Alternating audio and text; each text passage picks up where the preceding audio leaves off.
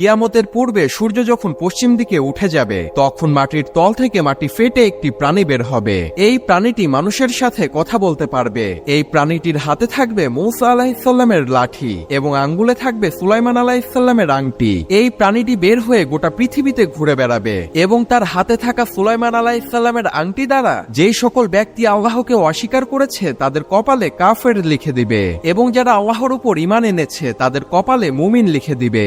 সেই সময় পৃথিবীর অবস্থা এমন হবে, একজন মুমিন আর একজন মুমিনকে দেখে চিনতে পারবে এবং একজন কাফের আর একজন কাফেরকে দেখে চিনতে পারবে। কিন্তু সেই সময় কাফেররা চাইলেও আল্লাহ তাআলার কাছে তওবা করতে পারবে না, কেননা সূর্য সেই সময় পশ্চিম দিকে উঠে যাবে, আর সূর্য পশ্চিম দিকে উঠে যাওয়া মানে তওবার দরজা বন্ধ হয়ে যাওয়া। এই প্রাণীটি এসে সবাইকে উদ্দেশ্য করে বলবে, মানুষ কোরআনের আয়াত অস্বীকার করত আর আমিও ছিলাম কোরআনের আয়াতের অংশ।